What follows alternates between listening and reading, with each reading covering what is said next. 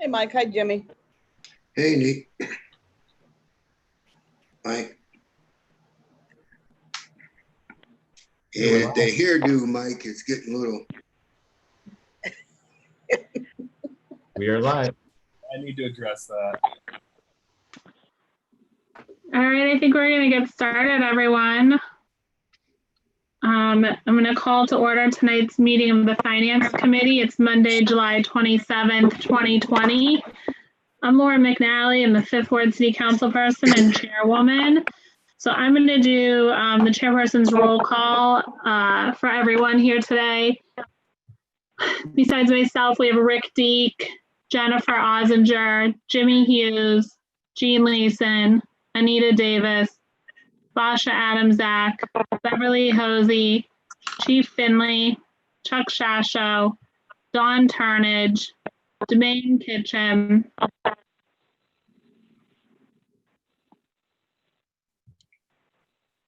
Kevin Flynn, Kyle Mizak, Mike Durkin, Mike Ray, Nikki Posterly, Samantha Turner, Sharon Woodbury, Tara Chofie, Tito Brown, Valencia Mero, Chief Robin Lees, Jeff Limbian. Did I get everybody?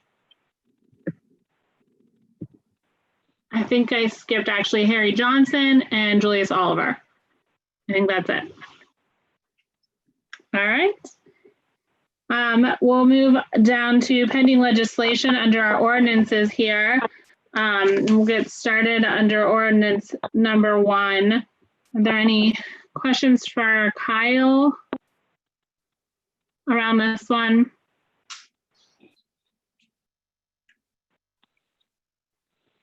I don't see any. Sorry about that. Any questions on number 1? I'm not seeing any, Kyle. So I'm going to move on to number 2. I think this is Chief Finley. These are for your microphones. Any questions for the chief on these? Samantha? I just, is this in conjunction with your new radio costs, or is this completely separate? No, it's in conjunction with. So this 30,000 is coming out of that amount. So are you buying like in segments? Well, how's that working? How's the purchase of the new radios how's that working? Well, the entire radio system comprises the RVS system and the hand mics. With the Kyle set aside the money earlier this year for the entire system, and this is just one piece of it. Okay, thank you. Are there any other questions here?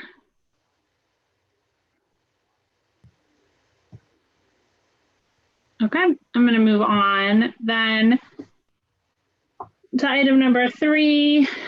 This questions for Chuck or maybe even Jean Leeson for this piece of equipment.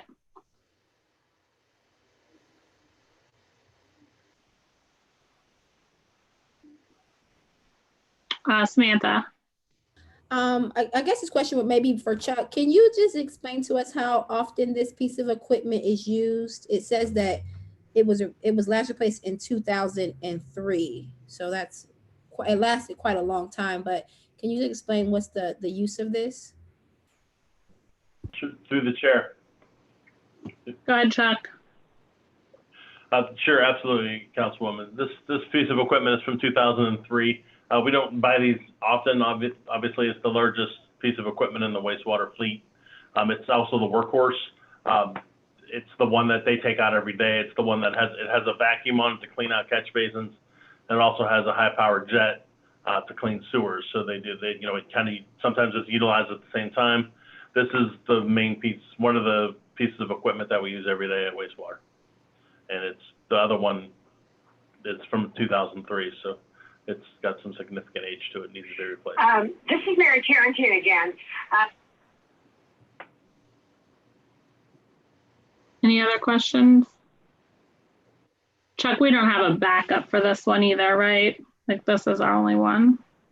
To the chair, I have a question. Go ahead, Anita. Yes, Chuck, so this could be used for our regular sewers, not just the ones on the expressway, correct? Through the chair, on the expressways that we maintain, or any of the drainage systems that we maintain, yes. Yeah, it is a sewer that we would use in those cases to jet sewers, also clean out catch basins as well. All right, thank you. And Councilwoman McNally, I believe your question was there a backup? We maintain 2 of them, and there's plenty of work for 2. Anything else? How old is our other one, Chuck? Through the chair, I want to say it was purchased in 2012. I don't have that exact year, but it's not new, but it's not that old either. So it's in the middle of its life, probably. Samantha?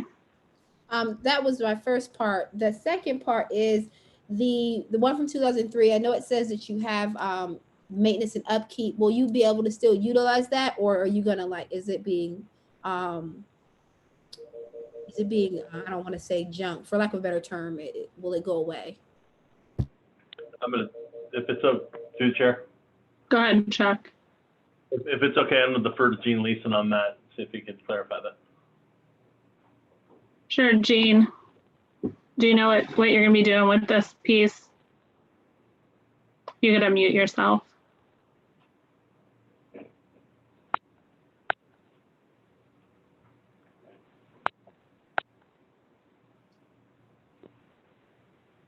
Through the chair, can you hear me now? Yep. Okay. The other truck is a 2015. This one will be definitely kept. It just won't be out every day. We're going to keep it as long as we can keep it with small repairs. We're not going to put a lot of money into it. It's just not worth it due to the age. But it will be kept in our fleet. And when there is a catastrophic failure, then we'll probably sell it. Okay, thanks. Any other questions here? Okay, I don't see any. I'm going to move down to number 4. This is also Chuck or I guess Jean possibly with the wastewater treatment plant. Any questions around this piece?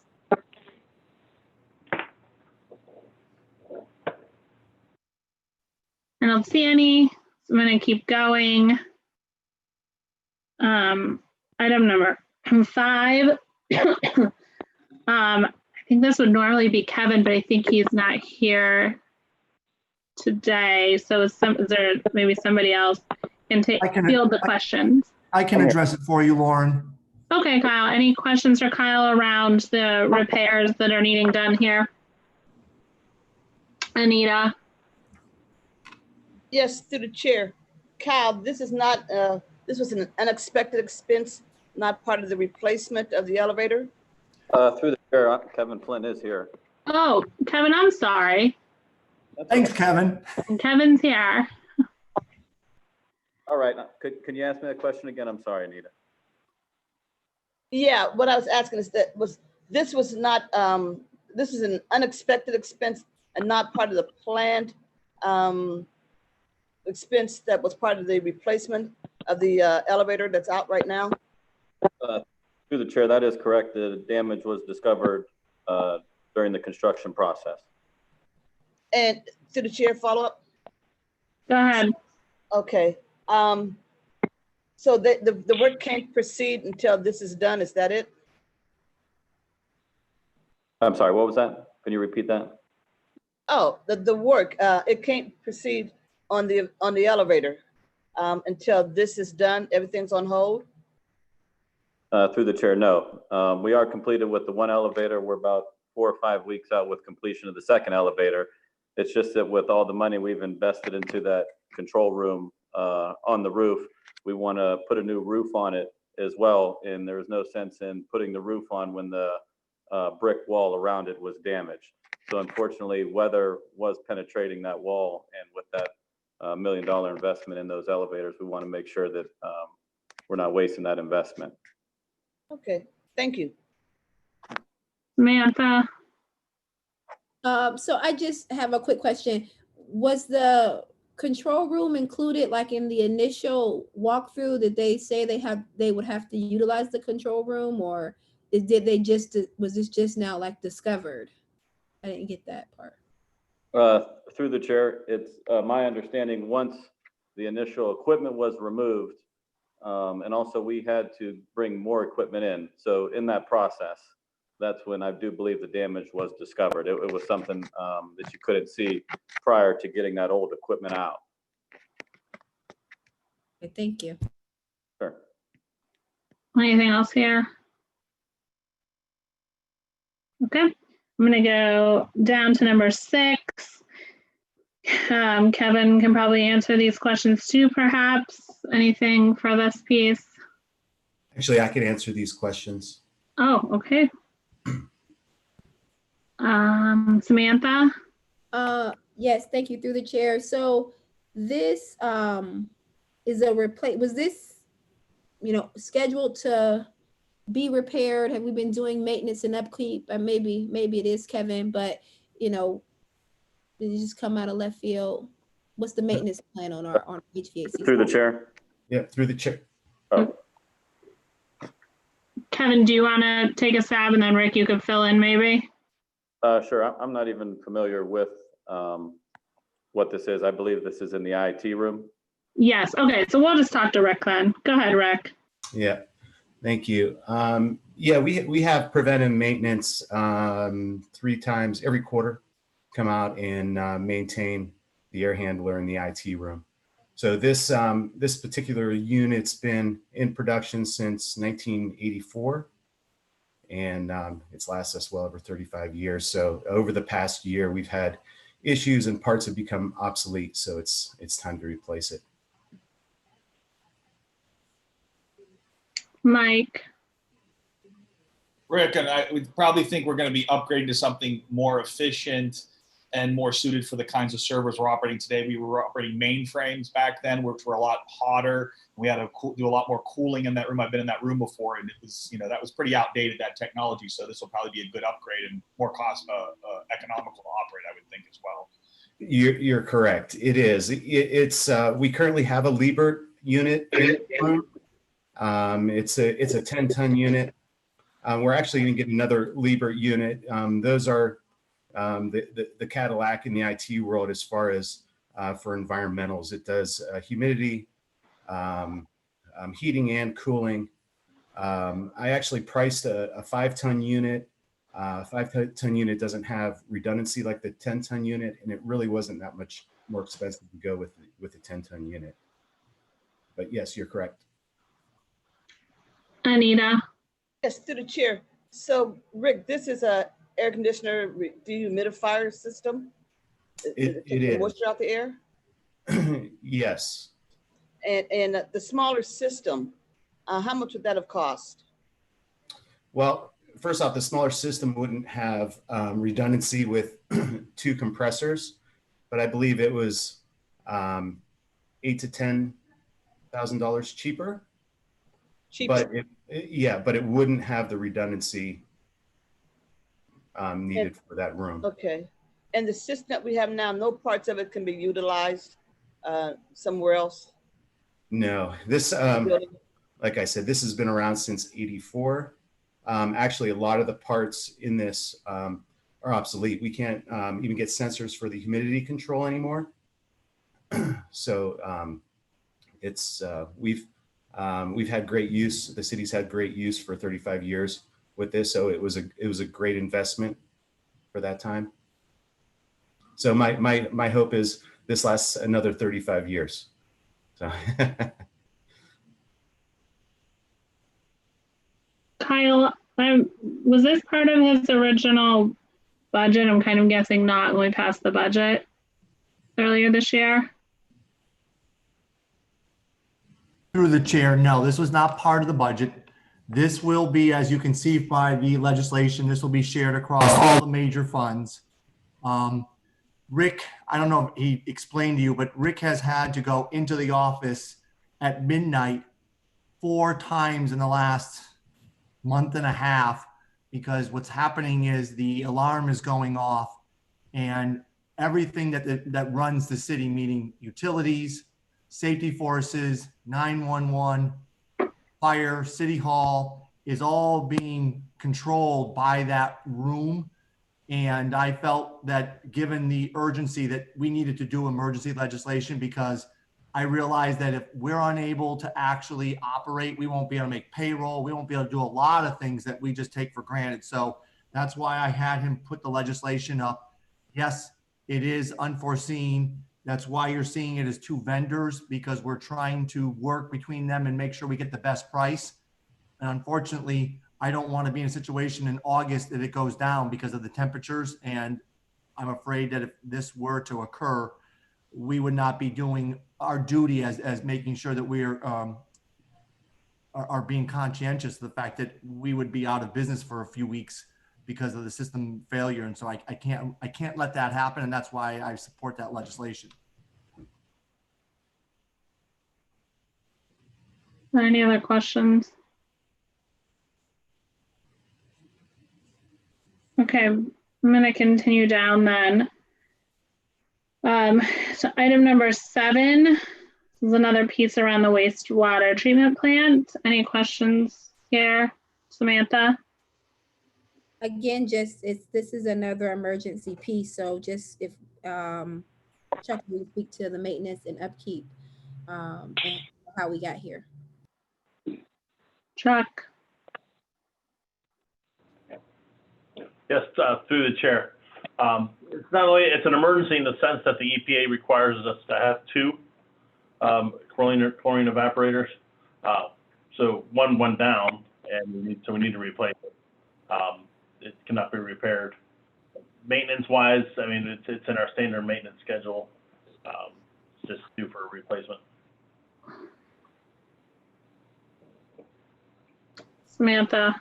So Chuck, when you say it was due for a replacement,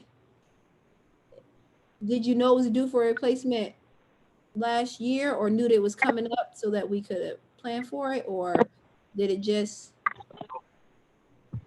I would say we were, through the chair, we were going to plan for it. It prematurely failed, which is the reason that we had to do it under an emergency basis.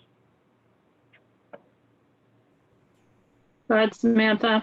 So I just have a statement, and it's just to these past 2 pieces and pieces that we've had is number 6, 35 years old, and it has been failing, and we have been able to patch it, and we had planned to replace it when we probably should have been planning to replace it this year or last year or the following year. And then with this, I mean, you just said it was due for a replacement. So being forward thinking is the expectation that I think we all have, because this is a lot of this, these dollars are eating into our budget, and it's an emergency after emergency. So I'm just saying is that if it's due for replacement or the maintenance and upkeep is troubling, make that known when it's time, and instead of waiting for something to fail, because it's just getting hard for there to be 3 or 4 emergencies at every meeting, and that's just my statement. Kyle, does each department's budget or the budget overall, when we do the budgets, because oftentimes, we're forced to make cuts to requested equipment and things like that year after year. And, we don't have a lot of money to go around, unfortunately, being super proactive all the time as much as we want to be. So, do you put a buffer in there to cover these emergency situations like this, so that when they do happen, it doesn't throw us completely out of balance?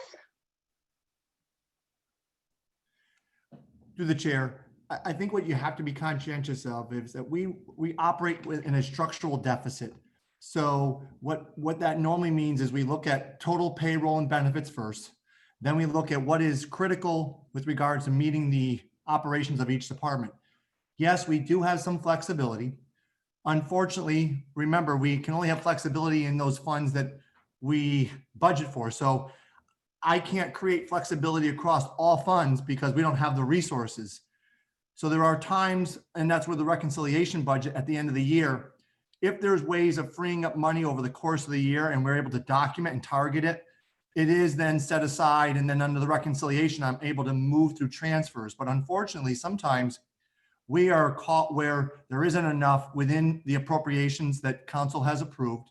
A perfect example would have been the Marshall Street Bridge or that whole project. That was something that, you know, we would never, in essence, foresee, and the size of it would in essence create hardship, because if we appropriated those kind of monies, we'd have to show that there's enough revenue. So that is our limitation. We can only ask you to give us the ability to spend money based on the revenue forecast. So if our revenue forecasts are low, we can only ask for so much in appropriations, and we're required to operate under a balanced budget. But yes, we do build in some amounts for these types of issues, but it's not across the entire system. We just don't have that kind of flexibility.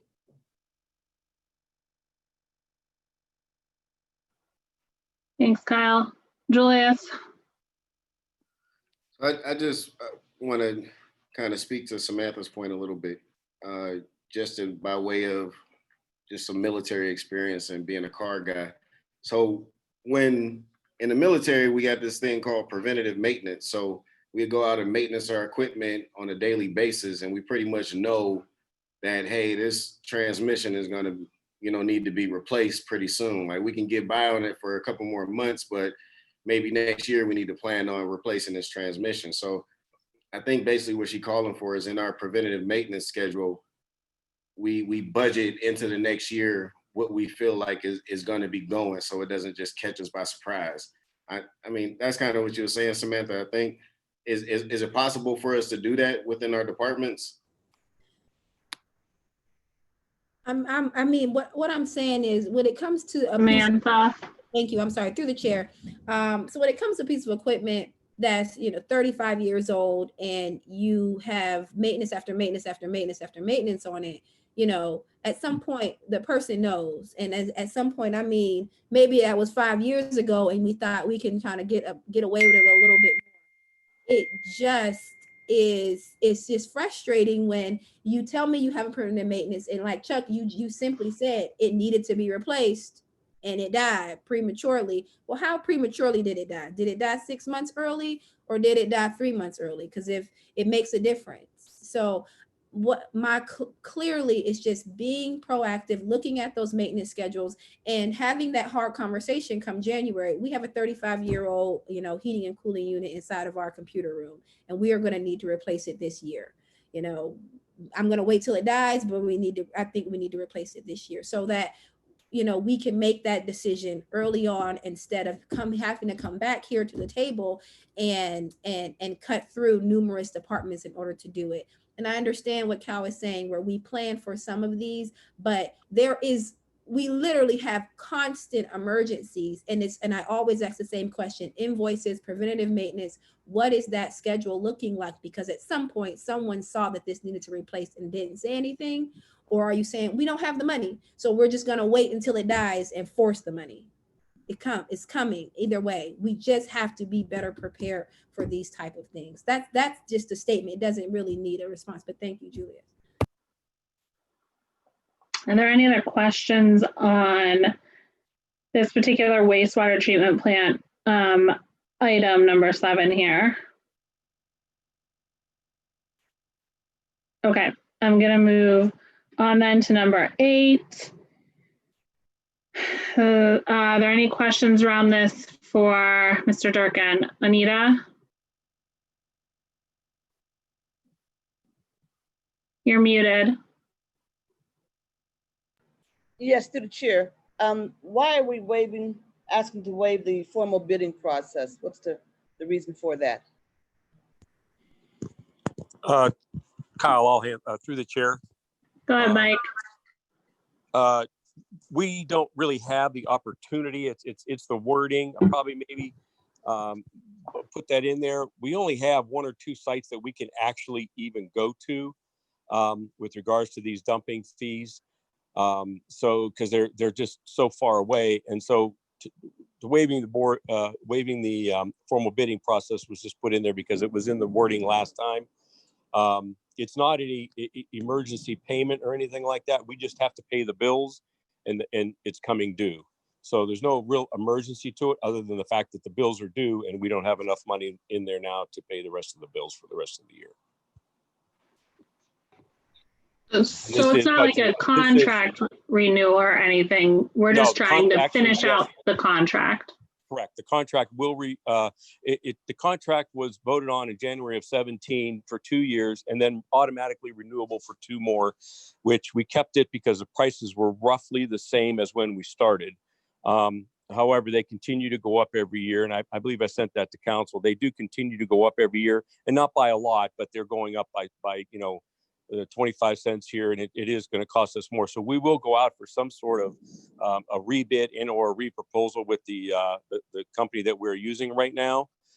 However, there is one on Meridian Road, but their prices are a lot more. They're more like a substation for us, and we weighed going there with regards to the gas mileage that we use going all the way to Carbon Limestone, and this still is a little more cost effective for us. It's a little harder on the trucks, but it's a little more cost effective for us as far as taking it there, because the cost of what they want is almost double what we're paying right now.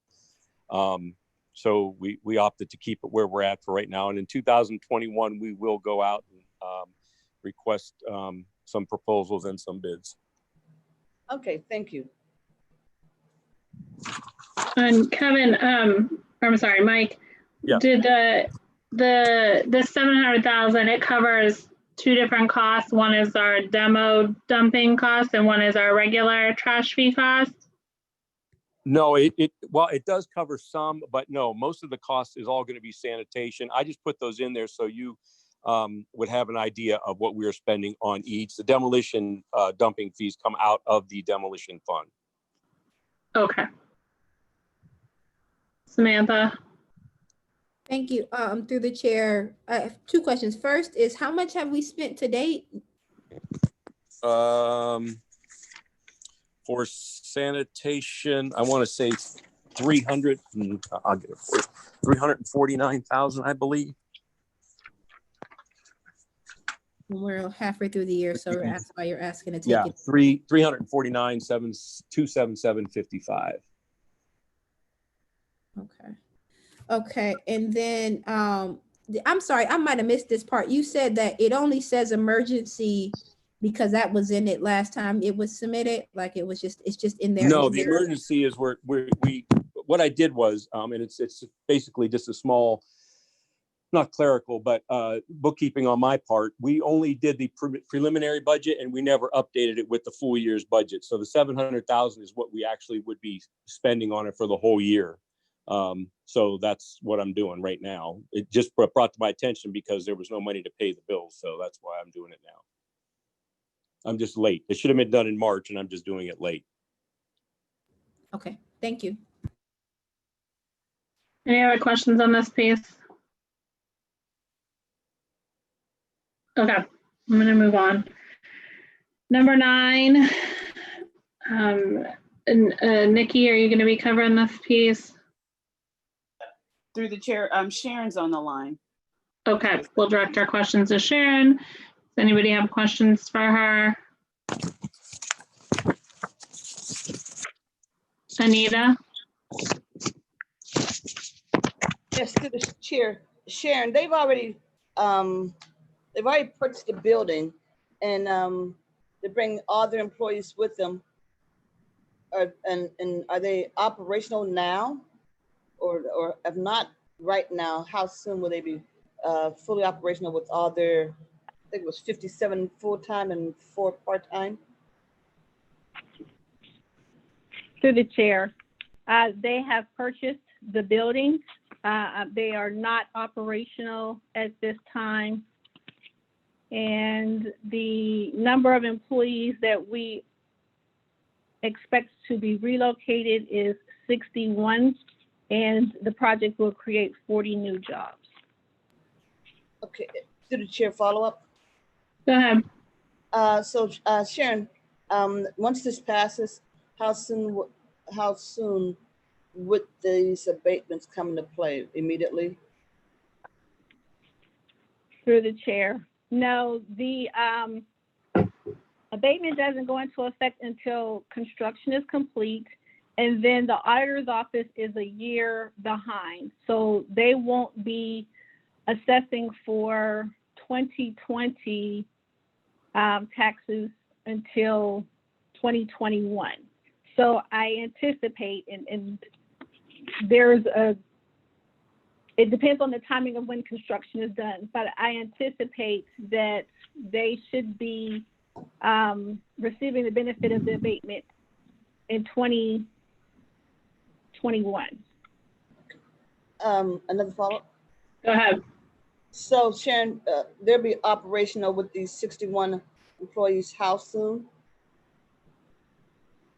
When the construction is complete. So I'm looking through their estimated construction time frame. Well, I think it was August. Yeah. So, and they haven't been able to stay on schedule. It's a 4-month construction period. So they're ready to go now.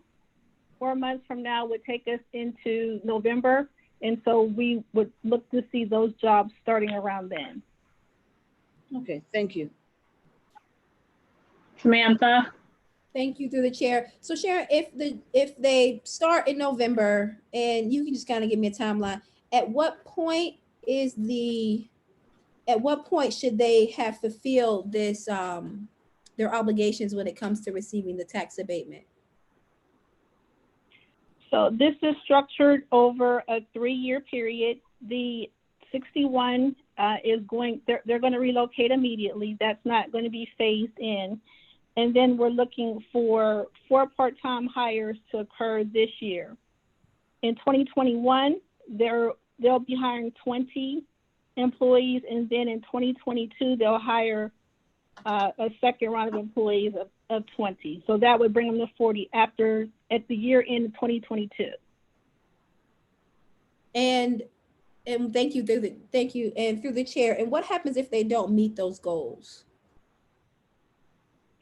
There's a tax incentive review council that meets annually. They have an opportunity to explain what the challenges may have been, and it's up to the committee at that time to accept or not. The language that the state calls for in terms of statute is the businesses have a 3-year time frame where if they fall below, I believe it's 75% of their job creation that they projected, then that's a basis for ending the abatement or rescinding the abatement in some way. Thank you, through the chair. And have we rescinded abatements in the past? And if so, how did those go? Yes, we've rescinded them in the past. We don't do that often. There is one in my time with the city that I'm familiar with. I can't say for sure if there were others before me, but there's been one that I'm aware of. Okay, thank you. And just one more follow-up is, how did the project of the bakery coming into town come about? That's all. We received an inquiry about a year ago, and the company had looked at that building. They were interested in purchasing it. They had some questions about electricity infrastructure. They were just doing their due diligence at that time as they were assessing sites. In January of this year, they were ready to move forward with the project. We had meetings with them in negotiating terms, trying to get some understanding of what they were proposing to do and whether we had some opportunities to consolidate everything. So it just took some time to negotiate to the project that we're bringing before you. We finalized our proposal to them. I believe that would have been in April or May. So COVID delayed things a while, and then we had to get the notices out to the school board. Julius? Thank you, through the chair. Sharon, are we proactively working with the company, with Jonathan Bentley and his workforce database to make sure that Youngstown residents, minorities, and women do get hired in this process? I know we've fallen short in the past. So we have had discussions with them about using resources that the city can provide in terms of being able to hire our targeted number of city residents. The language that we are looking to put in the agreement would require that they participate with the city in using our program. They have on their own suggested that they want to work with Youngstown City Schools in developing a youth job shadowing and employment program. So they're very much proactive in wanting to be a part of the community, and specifically with students graduating from Youngstown City Schools. So a quick follow-up to the chair. Go ahead. So Sharon, if you could just go through, I know a lot of people have a negative view of tax abatements, and I know we're actively working to add more tools into our toolbox in economic development. But can you quickly explain the benefits of tax abatements? I know most people think it's like, you know, the city is taking a loss or the school system is taking a loss, but I don't think most people understand that where there is nothing, you can't lose anything from it. So can you just explain the process of adding something new and then abating from that, and then the remainder of that goes towards the school system or the city? Yes, and I thank you for the opportunity to review that. So I'm looking at the project site that we're considering for this project, and there are annual taxes of approximately $36,000 that are paid at that property site. That continues. We don't abate any of the existing property taxes that are being generated. We are incentivizing the investment in new taxes to be generated from the project. So in this particular project, we're projecting that at a 75% 10-year abatement, that there will be $2,800 yearly generated that adds to taxes being paid. So there's a net gain of $2,800. There is a foregone tax projection, which means nothing that's already been collected. But with that project, $8,400 of property taxes that will be part of the abatement. So there's a net gain of $2,800, and the taxes that are being paid will continue to be paid annually. Thank and you. that's how all of our projects are structured. Thank you, Sharon. Final question, through the chair. Are there any new projects coming up in the pipeline? And if so, when these new projects come up, can you keep council kind of abreast of these things, you know, throughout the process, if that's possible? I can. So when we were having conversations with this particular project, we copied the council person in the ward, which in this case, it was Councilwoman Turner. So we can make the projects known when companies are willing to be able to share that. In this particular case, for example, we were relocating a project that was located in Poland, and they wanted to make sure that they were able to seamlessly, without any obstacles, relocate from Poland to Youngstown.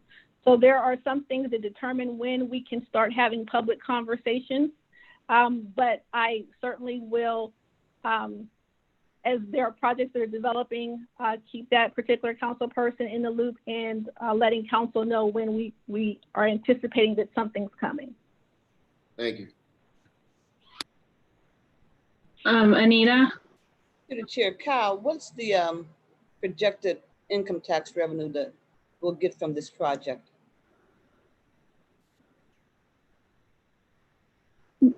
Kyle, do you know that, or does Sharon have that in her notes? I thought I saw it. Yeah, so I'm looking for the information now. I don't remember seeing it, so. I know offhand that we're talking about payroll of the 60 that will be relocating, that's 1.88 million. And from the 40 new jobs, that's an additional 880,000. And I'm just going to do a quick calculation on that.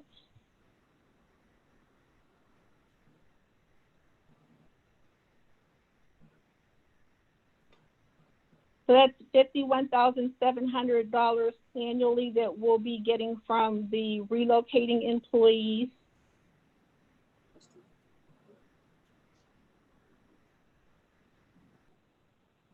And $24,200 annually from the jobs that will be created. Okay, thank you.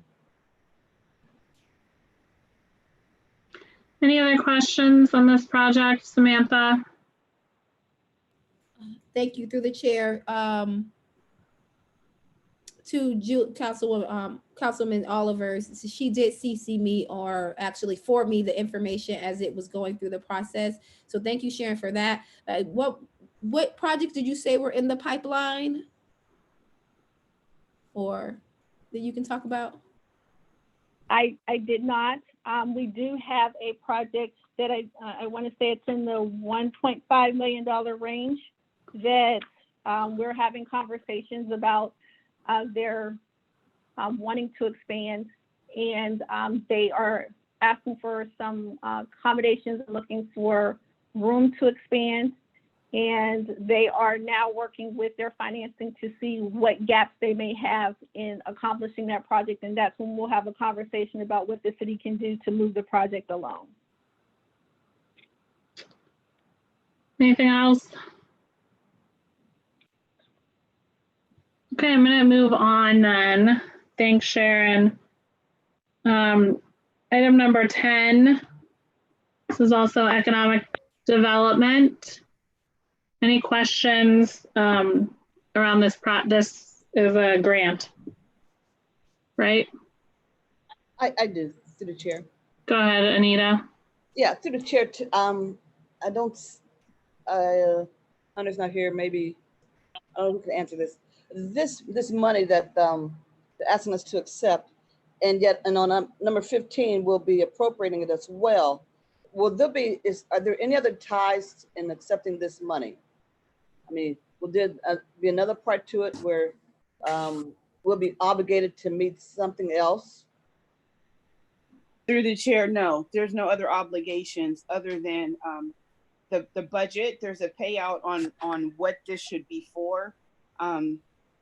Some of it is for software, and then some of it is for the retention of the grad students to pay them to help work on this project. Okay.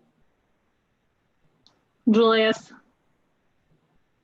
Thank you, through chair. Nikki I'm not sure if I asked you this already. I think I did, but is there any overlap in what's already been done on this project? I know years ago I worked very close with EAG and YSU and Kent State students on something similar. Is this similar to that, but just in a different area? Through the chair, I'm not exactly sure what the project was that they did in the past. However, it was pre-COVID, so now we're looking at it from a different angle. And actually, I think it would be to our benefit because it will be a comparative study. They're actually taking the YNDC housing study, the Eastgate study that was already completed on Belmont, as well as the WRTA transit study. So they're looking at all of those studies to kind of incorporate that into this research. Thank you. To the chair. Anita? Yes, to the chair. I saw in reading through this that there's going to be a written report. At what point do we get the written report? Through the chair. Yeah, I'm pulling up the project timeline. I'm sorry. The report is due in December. There's like a midway report. So the term of this grant is through June of 2021. So they want a midway report, which will be due in December once they start the research project.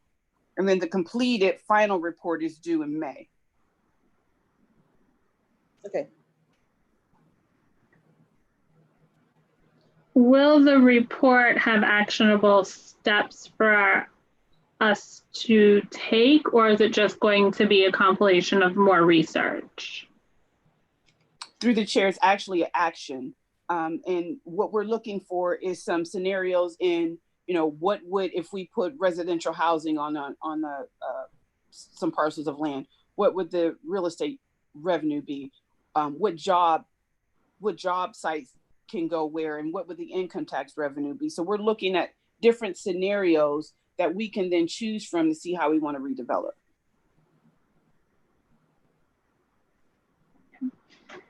And there's no matching funds that we're gonna come across or anything like that, right? I know Anita kind of asked that already. Just through the chair, you're correct. There are no match funds. Samantha. Oh, sorry. That's okay. Samantha, do you want to ask your question, or you want the mayor to respond? Nikki can answer it, or maybe the mayor. So they're gonna be reimbursing us for this expense, because I see they're making a payment, probably upon signing the agreement, and then the next payment is at the very end. So this is reimbursement of expenses. Through the chair. So what they're doing is, once we sign the agreement, they give us the first $5,000. With that $5,000, there are, let me break it down for you. 2,000 of the first $5,000 has to go to software. So Cleveland State has to have software, and the city has to have software. So 2,000 for us goes to software, 2,000 for Cleveland State goes to software. And then 1,000 of that, the remaining 1,000 goes to Youngstown State University.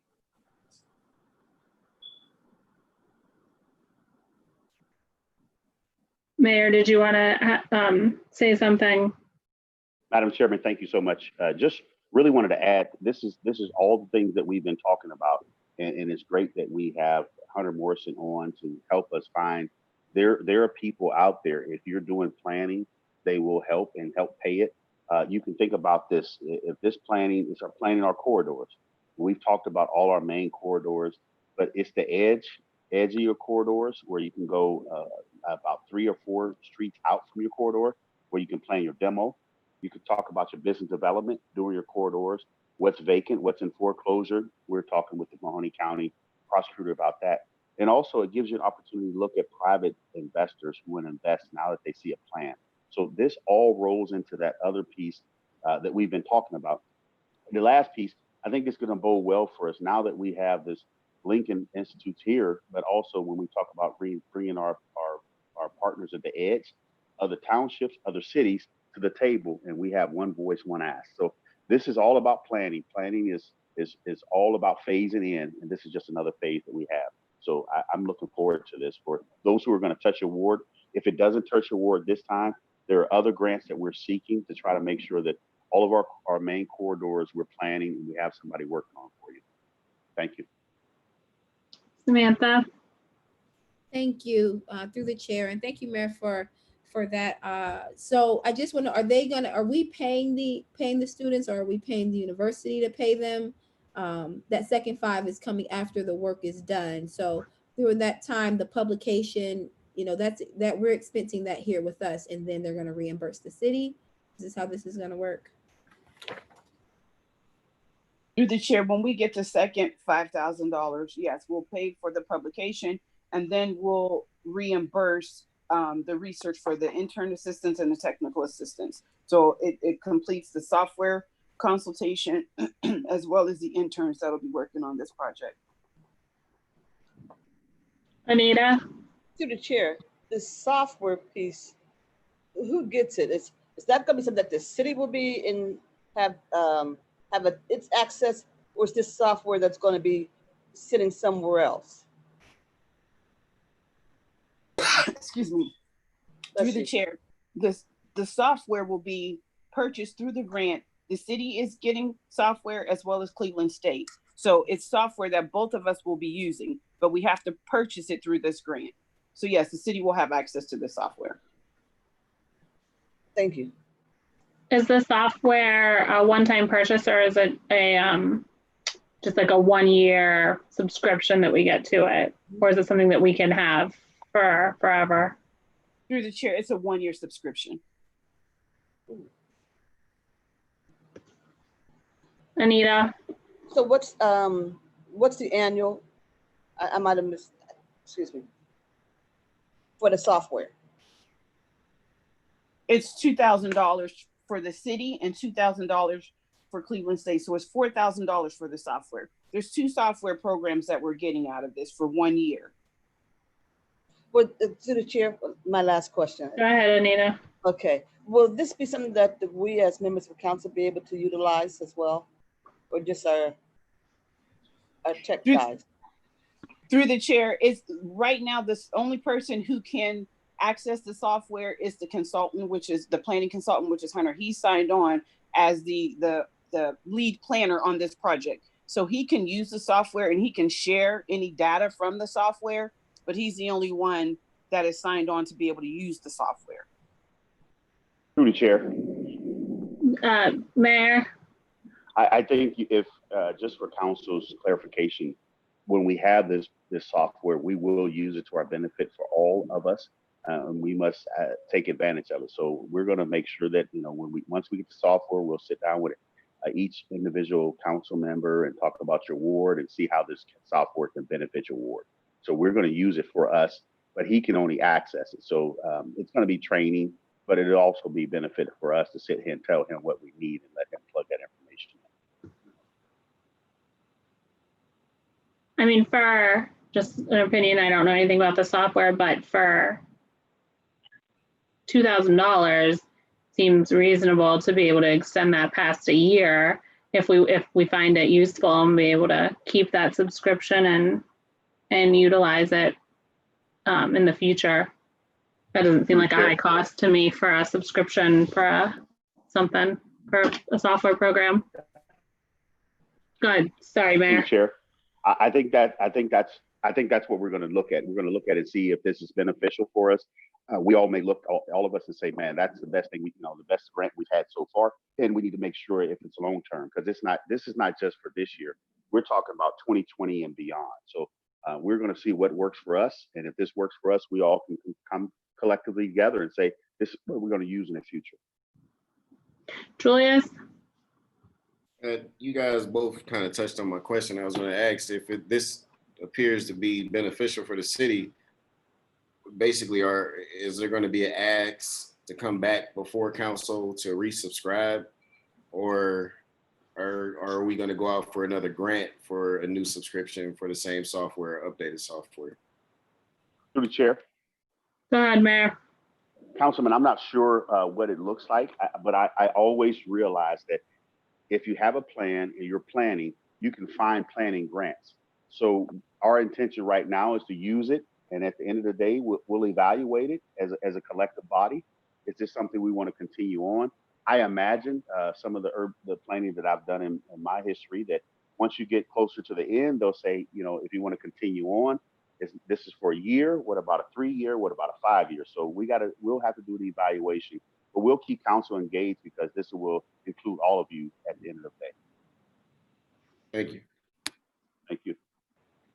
Any other questions here? Okay, I'm going to keep going then.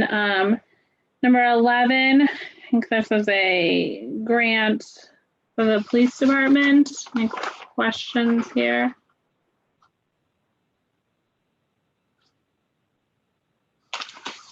Chief, I haven't seen this grant before. Is this a new one for this year for us? Yes, it's given to us through, it's federal money that comes through the state. It's through the Northern Ohio Violent Crimes Consortium. It's specifically meant to do firearms enforcement. We ran a successful program last year. It's modeled after that. And we were able to get this grant money, which has no match.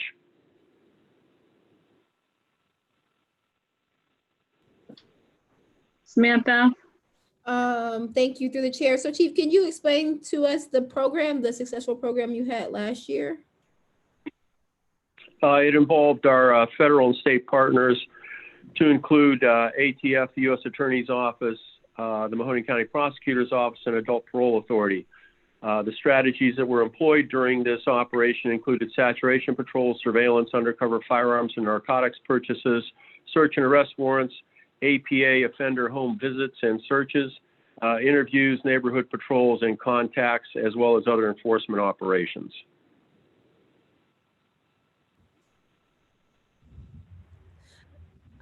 I'm sorry. And I might not be completely, I might not know all the term, but that sounded like you just listed like police work. Like, what's the, I guess if there was, is there like special, I don't know, like what was the results of the firearm section? I guess maybe what's the results of the program from last year? That's probably the question, the better question. Okay, the program typically operated during 11 weeks and on average about 3 days a week. And each day that they worked, it was about 4 hours, which is, the grant is for overtime for our officers. During those operations, they seized, and again, 11 weeks and 3 days a week, 4 hours, 33 guns from 29 separate arrestees. 12 of those firearms cases were adopted for federal prosecution. And there were, again, drugs and other violations that arrests were made in. There were a total of 80 arrests throughout the program for all the combined crimes that they discovered. Great, thank you. That's what I was looking for. Julius? Thank you, through chair. Chief, I noticed that we do a couple different grants like this in a year's time. Do we, or does the police department pursue any grants outside of SERVE that lends to offering our youth any type of options, or creating a program that, pulls our youth into the police department, anything like that for crime prevention, or engaging the citizens in a positive way, like billboard messaging or anything like that? Just something more positive. Through the chair, we don't specifically do billboard messaging, but we constantly pursue grants that involve prevention. If it has anything to do with prevention, I typically push it through Guy Burney with the SERVE program as to not fragment those efforts and to make sure that they stay coordinated. But, just off the top of my head, last fall, we operated a Citizens Police Academy, not necessarily targeted toward youth, but more toward young adults and adults. And, that was a pretty successful thing that we ran through October, November of last year, in addition to, the other programming that we do. Okay, thanks, Chief. Anita? To the chair, hey, Chief. So Steel Penguin, that was last year. What was the dollar amount that we had for it last year? And how long and what time period did it run?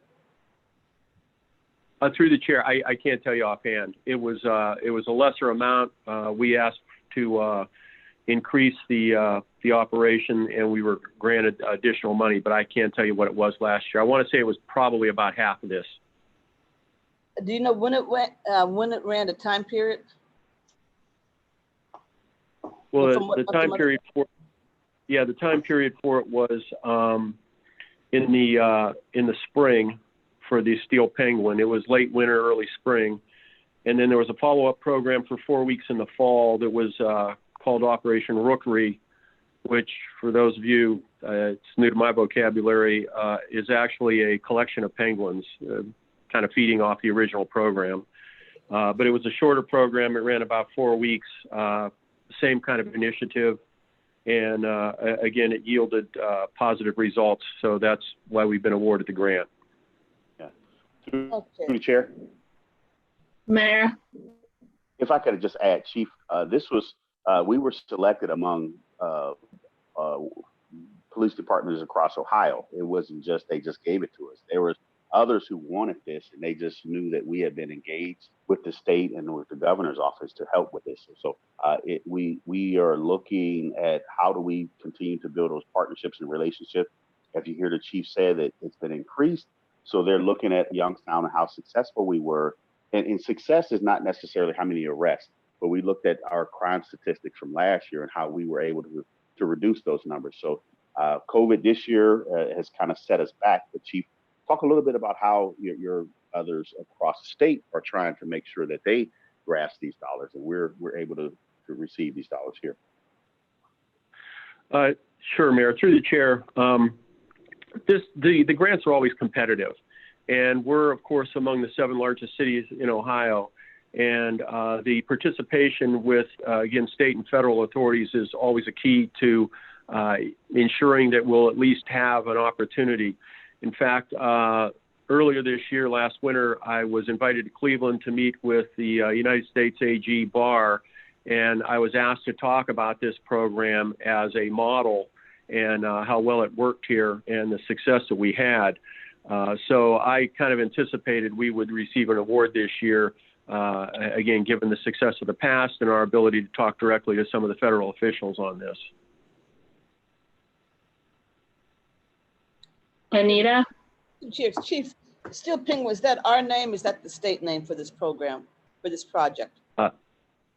Through the chair, it was actually the feds. They like to label everything operationally, so that was up to them. Steel Penguin. Okay. Any other questions on this? Okay, I'm gonna move on to number 12. Questions for, usually Kyle handles the court stuff. I don't see any. I'm gonna keep going. Number 13. Any questions here? I'm not seeing any. I'm going to keep going. Number 14. Questions here?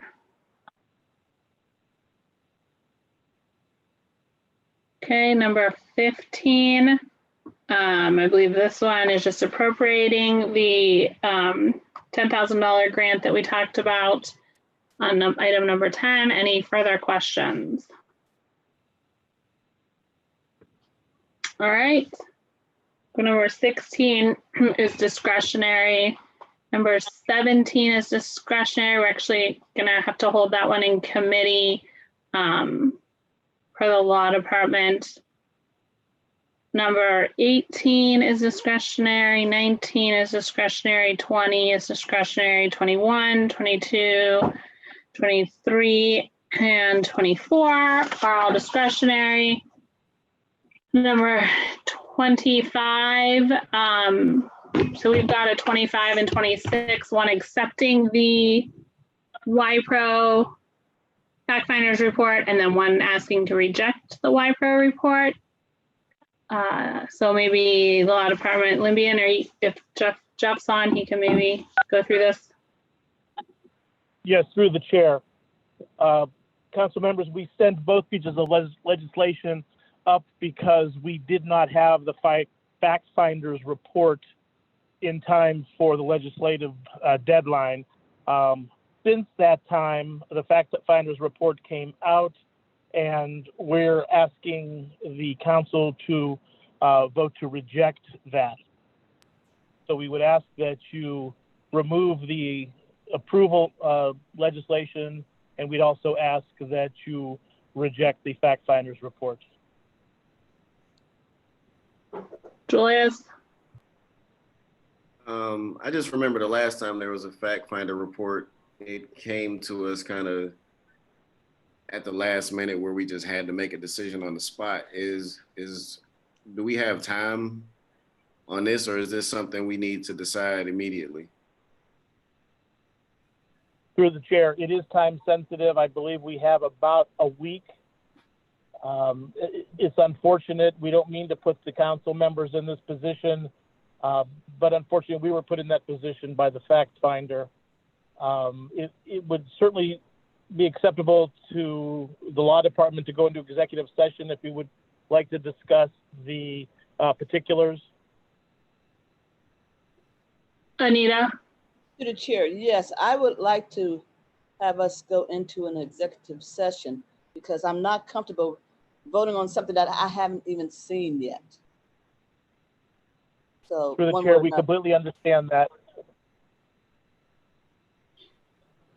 Okay, we would have to do that, or we have to do that out of our council meeting on Wednesday then? Through the chair, yes.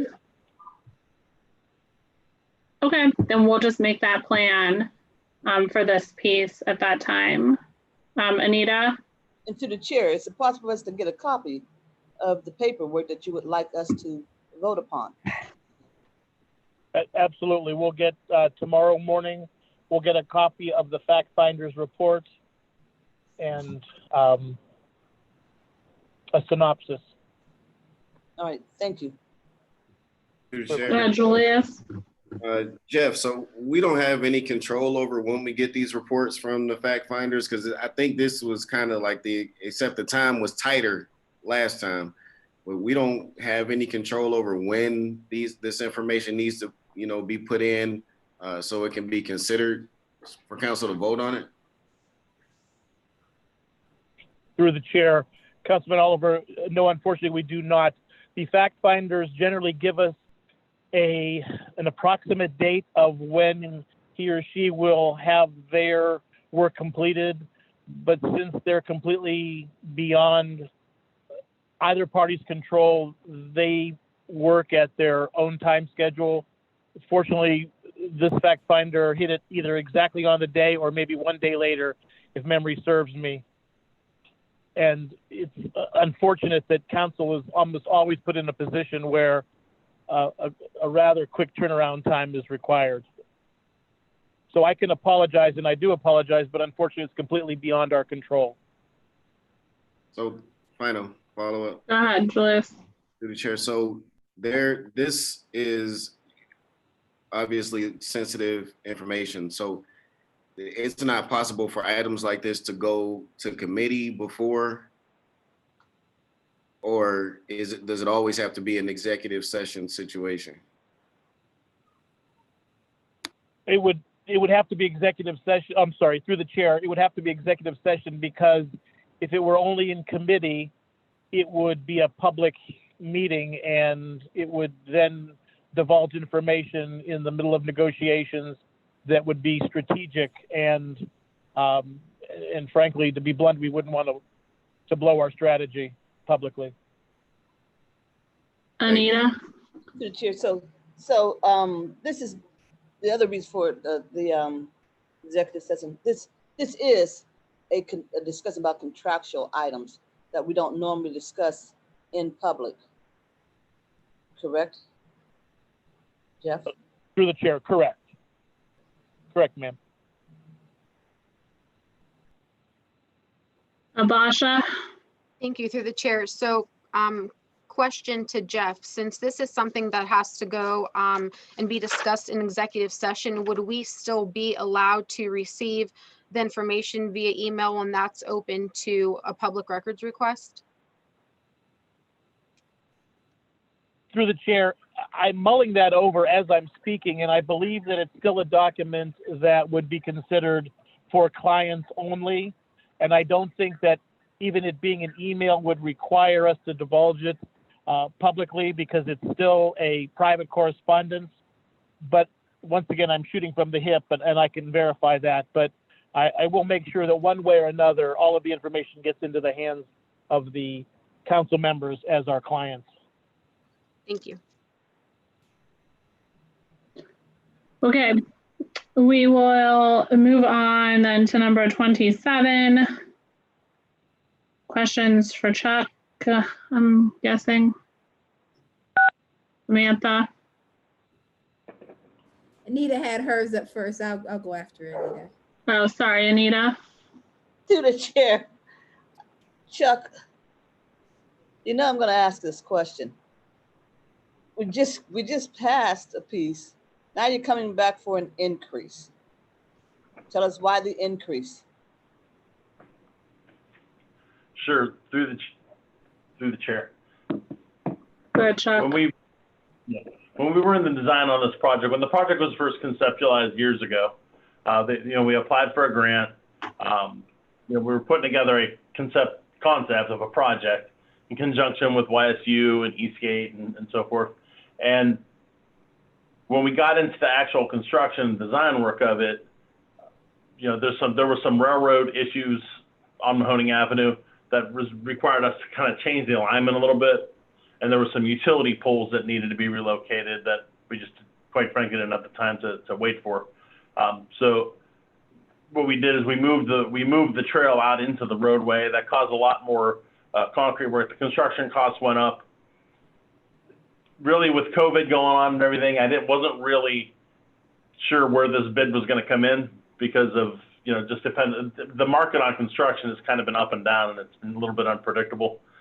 So when we went out for bid with the original amount of $770,000, I felt a little bit less than comfortable that the project was going to come in under that, but I thought we'd take a chance on it and then we could always maybe reduce it later. So what I'm asking right now is that we have an understanding that what we want to take out of this project to bring this project back down with it more reasonably close to our budget of around, maybe we can bring it in around 800,000. However, we would need council approval to increase that amount so that Border Control can make the award. Once we make the award, we can then direct the contractor to not perform those items. And they are of the understanding already that that's going to happen, that we are going to not perform some paving and some fence work to get this project back down within where we were originally on it. So that's kind of how we got to where we're at right now. Anita? To the chair. Chuck, this is for a recreational trail. This is through the chair. Yes, it is a multi-use, what they call a multi-use trail. There's very specific. So we got $500,000 in grant funds for it. There's very specific things that this grant money can go for. There's very specific geometry that has to be complied with in order to meet the funding requirements. When this thing was first proposed, and I didn't like it then, it was for $250,000 was our share, and now our share is going to be popped up by another $200,000 for this recreational trail. Now, my question is, because it's all downtown and it's connecting the downtown to Mill Creek Park, etc. Now, selfishly speaking, how does someone up here in the 6th Ward benefit or access that downtown trail? Because if I'm going to go into Mill Creek Park, I'm going to ride down the street. So please tell me the benefit, and there must be some sort of benefit. You wouldn't be coming to us, but there's got to be some sort of benefit for the rest of the city for this trail, this recreational trail. Sure, that's a fair question. I guess my response is, this is just yet another project along a corridor. In this case, it is the west to east corridor into the downtown central business district. It's an improvement to the neighborhood within that area right there on the, as they call the Mahoning Commons area. It is going to come with new curb, new sidewalks and so forth on that side of the street. So it's part of the plan in regards to the build grant. It was used in the build grant application as a project as a complementary project to the build grant. So it is a key component to that vision as we see downtown happening. And the thought is a central, strong downtown is a key to the success of our city, I guess. Julius? So Chuck, I know how projects like this can be important to revitalizing the city and getting people out on their bicycles and enjoying recreation. And you can take different points throughout the city to get to different places. And this is one of those projects that's going to help that. My question is, I know he has the ability to appropriate funds to certain projects, and just through certain communications I've had with certain people, I know that, you know, Eastgate doesn't always put money within the city where they can. So isn't there a possibility that Eastgate can supply some of these funds in addition? Through the chair, I cannot speak for Eastgate. We have been looking for additional revenue to put into this project to accomplish it. It's not, in conjunction with the bill grant, we have some other options in regards to what local matches are required for here and there. But as of right now, we're asking that we allow Border Control to enter into this contract, and then we're going to make the necessarily cuts to this project to bring it down, so that we still accomplish the intent of the project, but do it in a responsible manner. One of them is repaving of Mahoning Avenue. It's going to, part of the project is going to be to restripe Mahoning Avenue, but we don't necessarily need to repave it. That was something that we wanted to do as if we had the money type thing. Well, the project didn't come in like we thought it would, so that's one of the things we're going to cut. Thank you. Samantha? Yes, so I just want to make sure that I'm clear on this. The bids came in higher than expected, and the lowest bidder was $972. And what you're gonna do, okay, and what you're gonna do is try to cut some services to get it closer to 800. So we're not exceeding, but we need to appropriate the 972 and try to spend, and we're going to try to spend less so that we save. Is that what's happening? Dude. Through the chair, I don't know if Kyle could clarify that. It's not necessarily, I don't know that it's an appropriation. It is allowing us to make that expenditure, even though we're not going to make that expenditure. We're going to deduct off the contract, but the Board of Control cannot award the full amount of the contract without council approval. We have to award the full amount of the contract because it's a legal bid, and we will then non-perform via change order the necessary deductions to bring it in the budget. Much like we did the same thing with the amphitheater as well. Through the chair. Mayor. Just a clarification of how things are working for us here in the city. I think what we need to realize is that this bike project or this trail is a connection. This is how we're connecting from the city to the park. I think Councilwoman Davis asked, what's the benefit for a Sixth Ward council person why would I want to ride that? Well, I've learned how to ride my bike lately, get out there more. We're trying to connect the Youngstown and put us in the game with everyone else. So when people are riding their bike from all over, they can come to this trail. I think what we need to realize that there's opportunities for us now that we're going to appropriate these dollars, and it's a process. When we're appropriating these dollars, we can start asking others to help us with that. Not sure those dollars are there, but we think if we have a plan and that we're moving forward, they'll say, with the build grant, with our corridor studies, everything that we're doing, there's other dollars that will come up because we have a plan. So this is just one piece of it.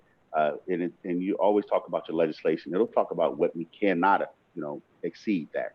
So I don't want us to figure out that we're trying to say we're going to go above that. We just want to make sure that we can award what's happening now. But then we're going to continue to fight for federal and state dollars as well for this hike and bike trail. And there's monies out there, we think.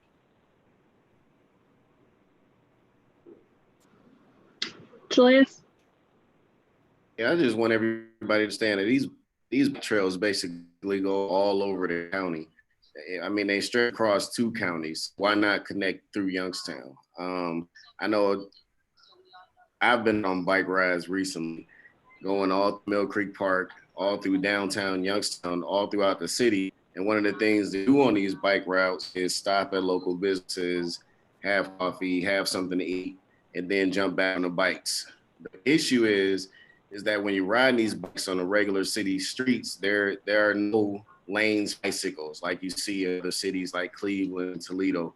So basically this project is trying to bring that to Youngstown. So we have, some skin in the game when it comes to it as well, to be able to bring people to Youngstown as well as keep people here. And I see it as a great project. That's my spiel. Mike? It's also my understanding on these projects where I've talked about maybe similar to what Anita was saying, wanting to do something in my ward with a trail on an old industrial area.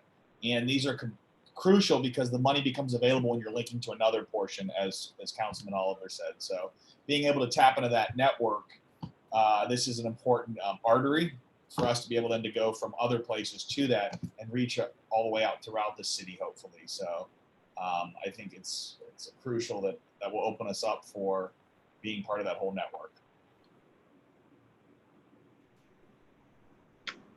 Anything else on this one? Anita? Chair. Okay, so I think it was June that we passed the thing, and we passed something last year. Now here we are at the end of August. And are they going to come back again next month? And then the next month? So when does it stop? How do we have any assurance that there's not going to be yet another find of an increase that we're going to have to come up with, Chuck? Through the chair, I don't anticipate any increases on the contract for Sherman. We're only going to have deducts on this. I just don't. I guess my 20 years plus experience in managing public projects will be what I'll be leaning on. Chuck is. I'm sorry. Sorry, go ahead, Anita. Chuck, is Mill Creek Park contributing to any of this? Since it's a tie-in with Mill Creek Park. Through the chair, they are not contributing any money into this. There is no part of this project that actually is located in Mill Creek Park. It's all on public roadway. I think this project has been going on for quite a few years, maybe 3-4 years now, Chuck. Do you know when we originally started this and past the first piece?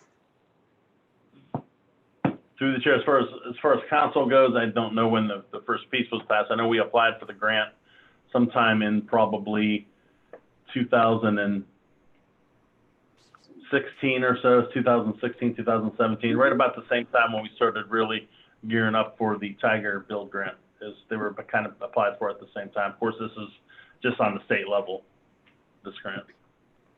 So, I guess we were applied for it and we were awarded it, it's, I think, pretty quickly. It's taken a really long time to get to where we are now. Why is it taking so long, and when are we gonna, are we in the final step now? You just gonna sign the contract with the people who are actually gonna do the work, and we're finally gonna see something happening?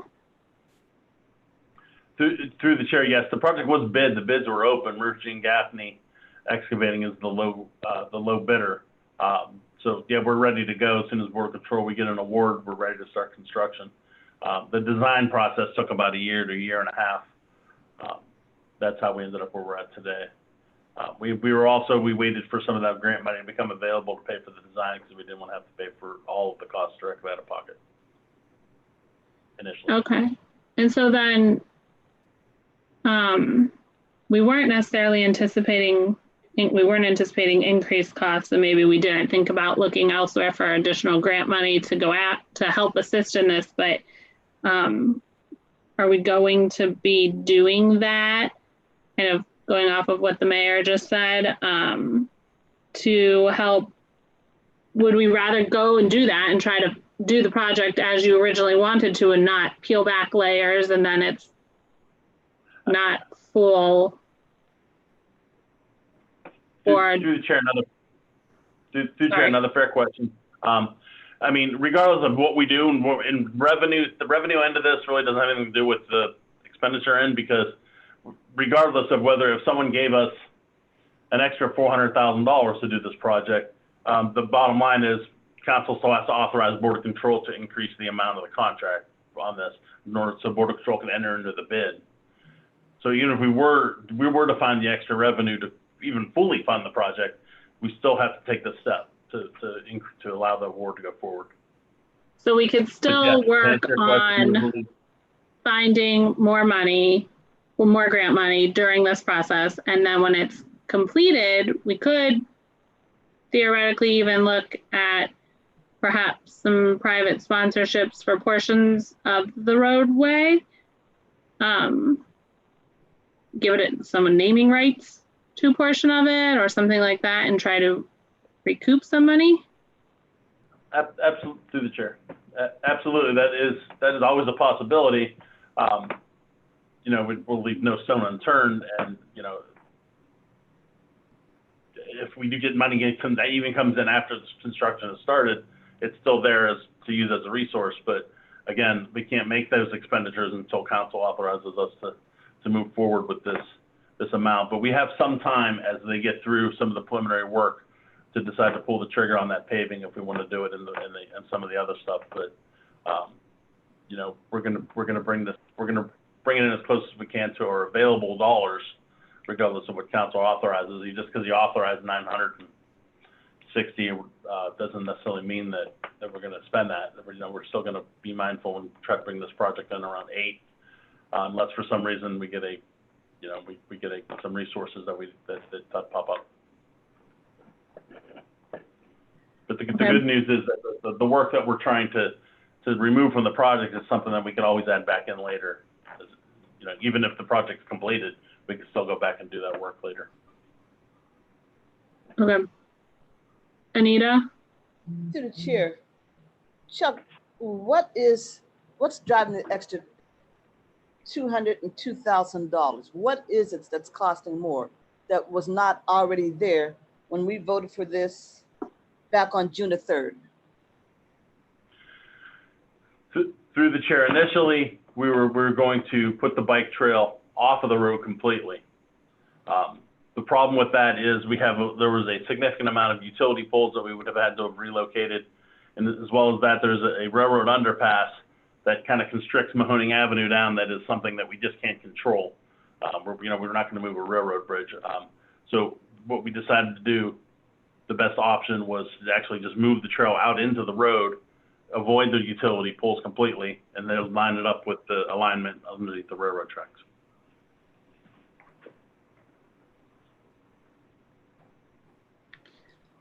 Chuck, what is that? What is the percentage this $200,000 is of the total project?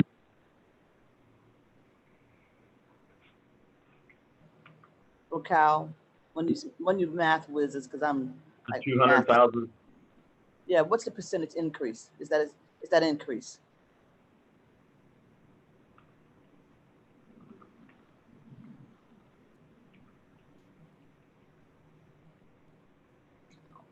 It looks like about a 20%. That's about 20% of the project, the 200,000. Didn't we have? No, never mind. All right, any other questions on this piece? Okay, I'm gonna move on.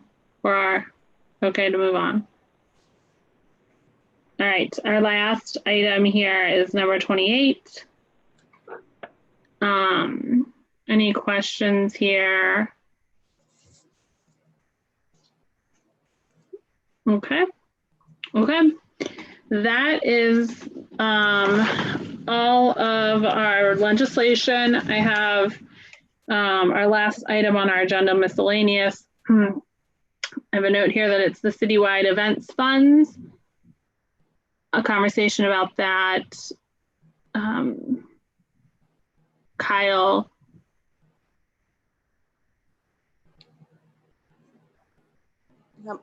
I'm not sure why did somebody ask for this? Anita, did you? Okay, Anita. Yes, I did. I want to know, Cal, how much is sitting there in that fund?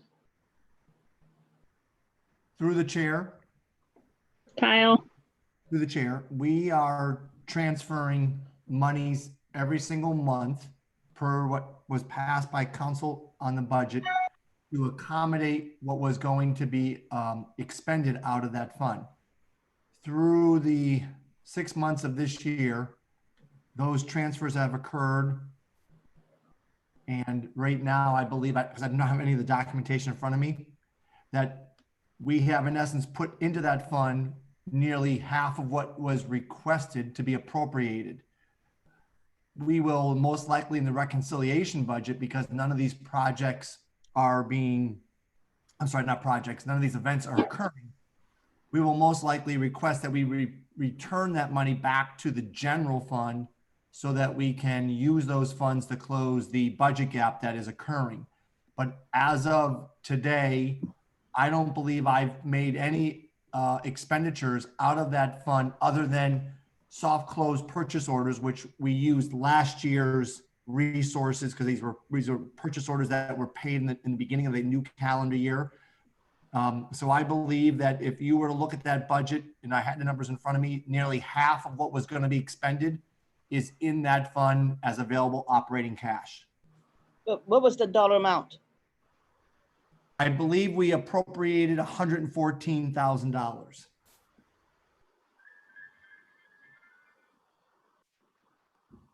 Okay, through the chair. go ahead, Anita. I forget which meeting we were at. I don't know if it was CPED maybe. Boshi might be able to help me when we were talking about purchasing some equipment for Ruby, using some of these funds. Is that through CPED? Yes. Okay.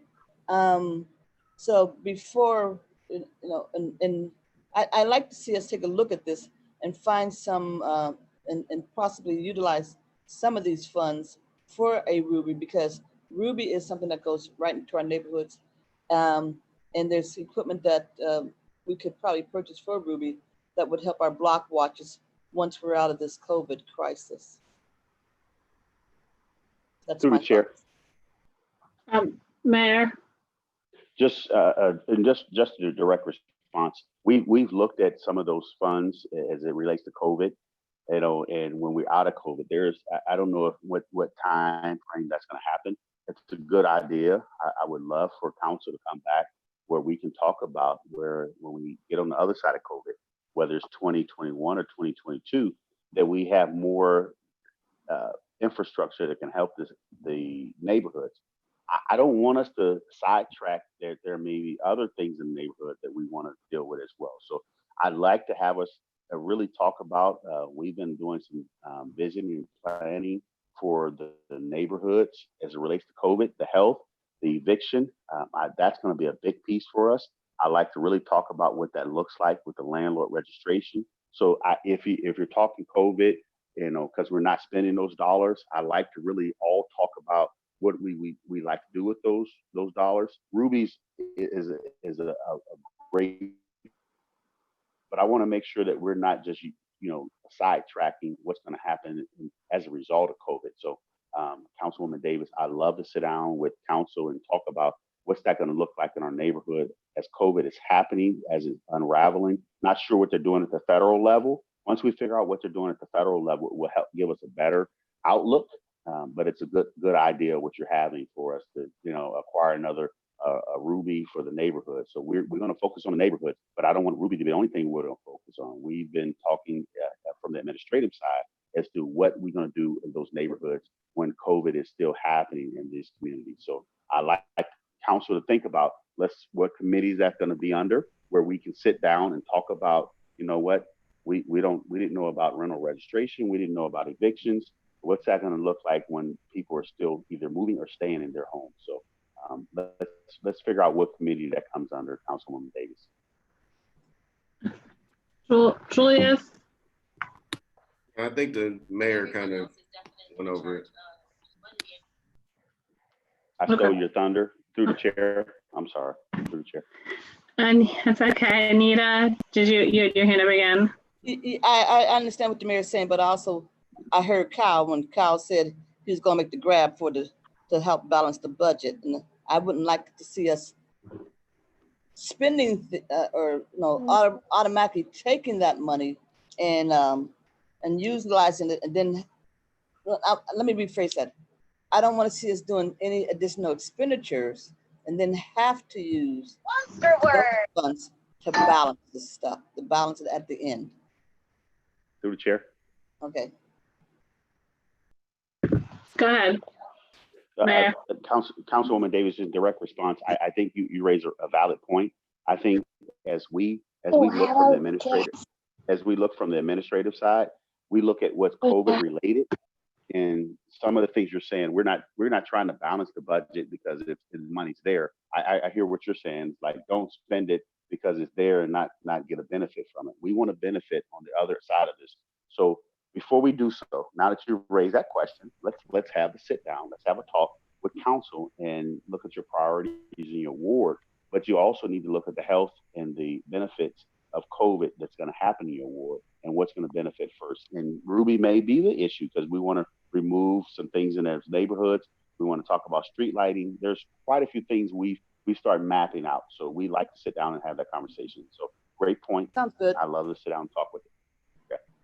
Through the chair, and to back up what the councilwoman and all of council, the administration cannot move in any direction in moving funds without your authority. So when we actually come to you under the conversation of what you're requesting and the mayor's planning, we are wide open to suggestions and ideas.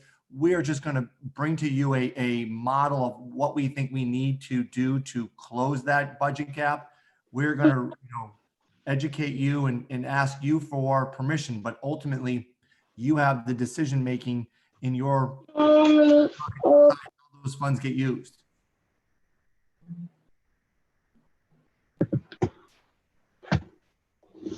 Okay, Kyle, so then are you just going to continue to make those fund transfers through the rest of the year into the Federal Plaza Fund like you normally would at this point? Through the chair, yes. What I will probably do though is probably as we move closer into the fall, I will start talking to you about how we hope to close that gap. I can actually halt those transfers. And then as long as we've had discussion that we believe that we would maybe adjust that in the reconciliation budget.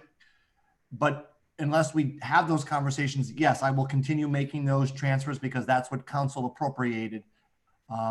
It's all going to be, predicated on, as was in the newspaper article on Sunday, I need to look at this month's collections on income tax that will be finalized on August 15th.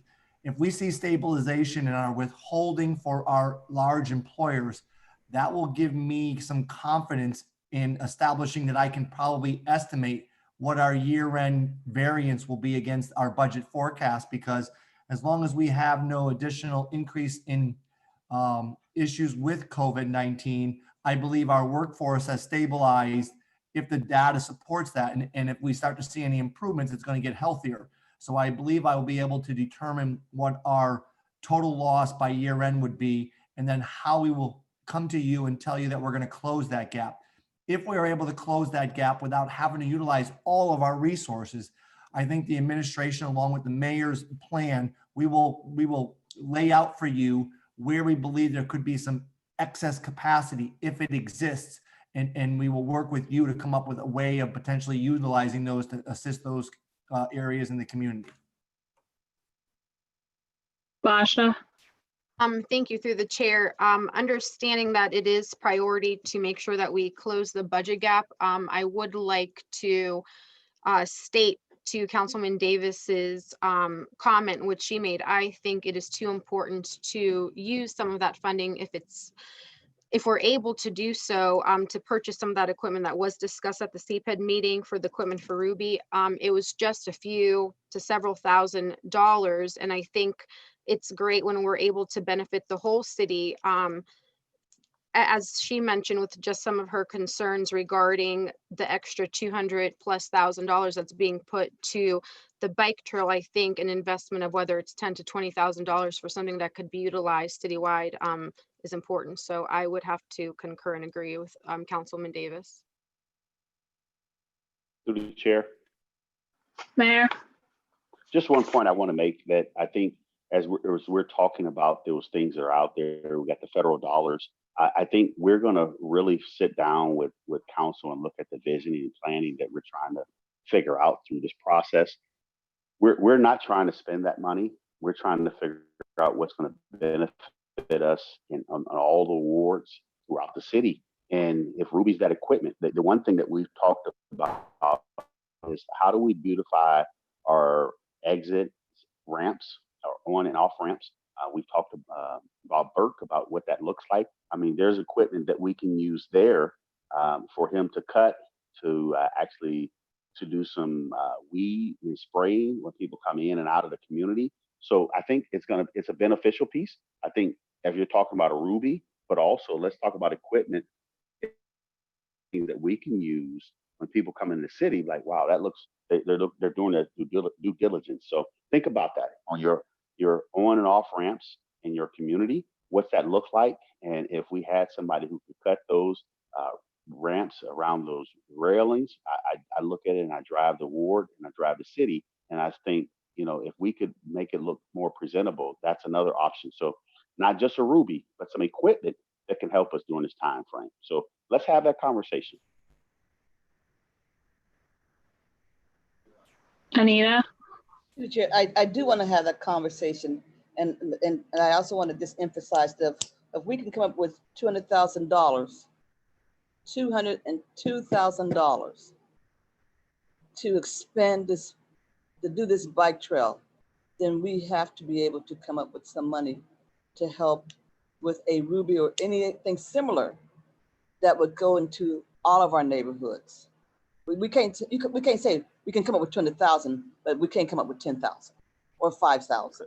We just can't say that, you know. Through the chair. And I don't want to waste up, Mayor. I'm not talking about just blowing this money or off the, you know, going out on the enterprise and like that. But I just want to make sure that we get dollars for the entire city that would benefit the entire city, and not just one area. And we just can't say 200,000, okay. Oh, $10,000 or $5,000. We got to pause. So I'll be glad to have that conversation, though, Mayor. Through the chair. Julius? I just want to add, I agree with Councilwoman Davis and Councilwoman Adams-Act. So looking forward to setting this meeting and sitting down and having this discussion with administration. In direct response, Madam Chair. Go ahead, Mayor. I think council needs to figure out what committee that's going to come under. I think we can all benefit at this point. I think you're right on point. You know, I think if even the equipment that's going to be there in those Rubies, let's kind of step it up. Let's raise the level of expectation. So when we're talking about the neighborhoods, and that's one of our main focus in our vision and planning with the administration, that we want to be stepping with talking with council about what that looks like. And I think we're all talking we're talking about the same end result. Is how we get there. And I think we'll get there.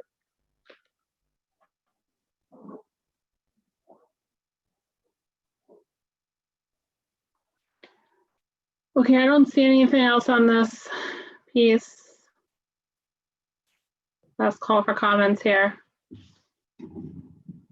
Okay, then just for the committee, in my notes, I have number 17 being held and number 25 being removed, and everything else moving forward. Does anyone have anything different in their notes? Is it, through the chair, is it just 25 or 25 and 26? Well, 26 is the one I believe Jeff wants us to consider. And so that's the one he wants us to push forward, and then we'll have executive session on the council meeting, right?